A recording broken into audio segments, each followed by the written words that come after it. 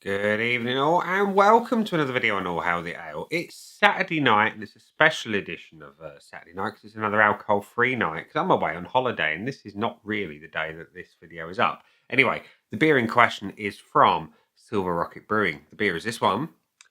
It is Two States AF, and Two States AF is an alcohol-free pale ale weighing in at 0.5% ABV, and it says that it is heavily dry hopped with Azacca, Mosaic and Comet for an abundance of citrus, tropical, and grapefruit notes. A crisp and hoppy beer, Two States AF is refreshingly booze-free. And Small Rockets, new brewery to me. It says here that they're a small, award-winning brewery in Hassocks, West Sussex, run by two friends who love craft beer and Sonic Youth. Can't say I've ever listened to Sonic Youth, but maybe I will after this, just for a laugh. Not my usual cup of tea, I don't think, but we shall find out. Anyway, let's get the beer out into a glass and hope that it's better than last night's beer, which also wasn't recorded on the Friday in question. Oh, bugger. Well, the beer has been sat stable in the fridge and it's just exploded like a rocket. My jeans are now soaking wet, and I'm just so glad I haven't got my new chair yet, because that would have been absolutely soaked. So I think what we've got here is a beer that has fermented again in the can, which is not great. Not great. So I'm going to be sticky. My carpet's going to need cleaning, and my jeans are going to need replacing. Well, not replaced, not thrown away, but put in the wash. Let's leave it like that. Anyway, smells nice. The Roman candle does. We're going to pour what's left of the beer into my AF Beer Club glass. The pour is... It's a nice colour, actually. A glorious colour, that. Beautiful, deep golden colour. It's just a shame that half of it's on the floor and soaking into my jeans. Anyway, beautiful golden colour, clear as a bell, off-white, pretty tight head, not as carbonated on the pour as the can would imply, but nevertheless, a good-looking beer. Let's have a whiff. Interesting. Slight bubblegum notes. Was not expecting that.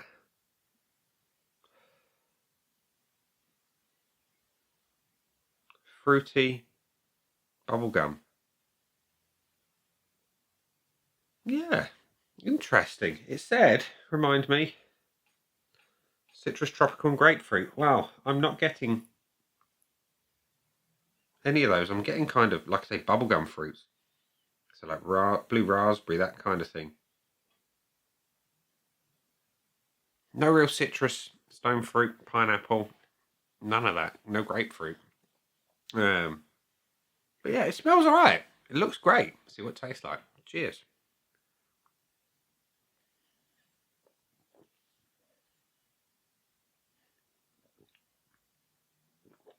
Body's brilliant.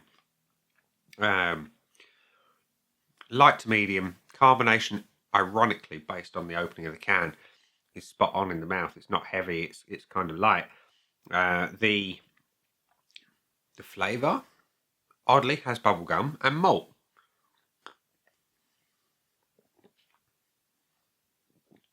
No real citrus. Tropical, maybe. Grapefruit, no.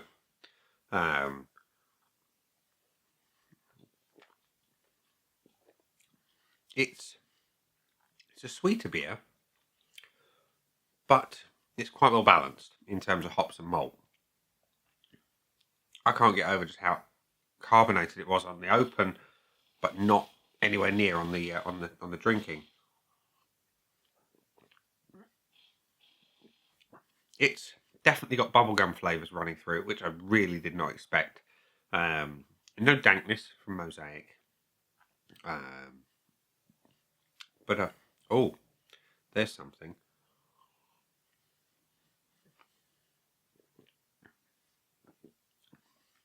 An unusual flavour. Did not expect. New carpet. And I've detected that in a few beers. Maybe it's not the right phrase for it, but there's definitely that thing going on. The finish is where given there's not a lot of it, most of the bitterness comes from. And yeah, malty, and where, like I say, most of the bitterness, and there's that new carpet thing again. It's unusual. It comes on the very back end. An interesting beer, that. So we're going to go to the scoreboard of joy. We're going to get the red pen of judgment ready, and the scoreboard currently is blank, and we're going to fill it in. So there's not an awful lot left to pour. We will try nonetheless, and the pour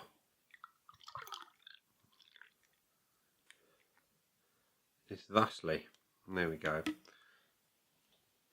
It's probably been about another quarter of the can, but that's your beer up close again. Lovely golden colour, nice looking white head.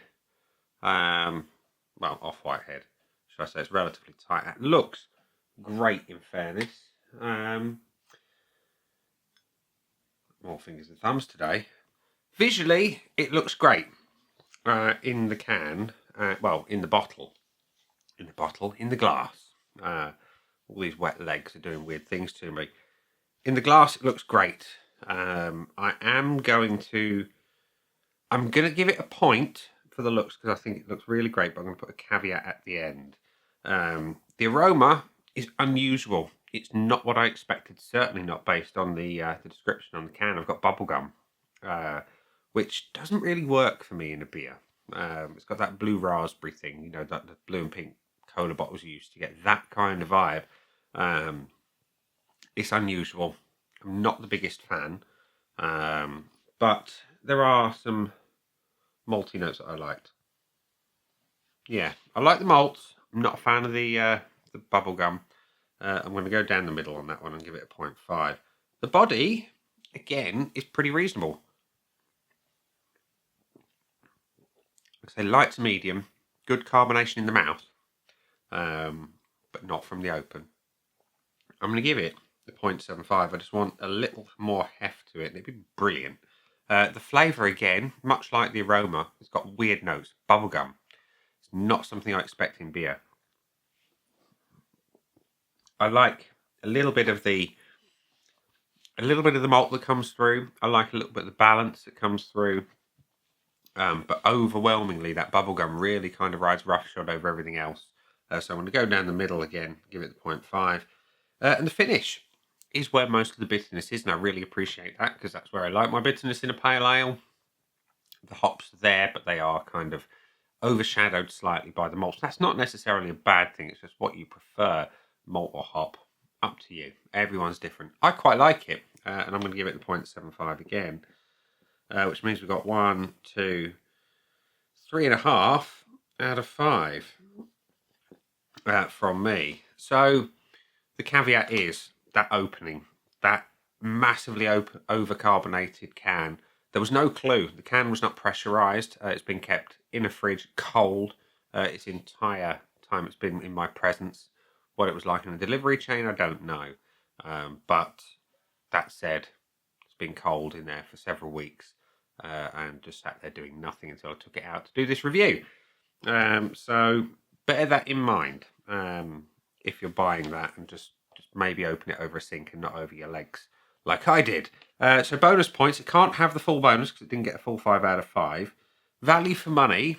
I cannot remember what I paid for it at all. I'm going to go question mark on that because I can't remember. If it was cheap, I'd say maybe. If it's not, then it's a no. Would I buy it again? Honestly, no, because I'm not a big fan of the bubblegum flavour that you get in this particular beer. So, and I'm certainly not a fan of wet legs and having to clean my carpet. But you win some, you lose some. So, yeah, total score is 3.5 out of 5. So, wet legs aside, it's an interesting beer. Maybe if you like bubblegum, try it. If not, don't.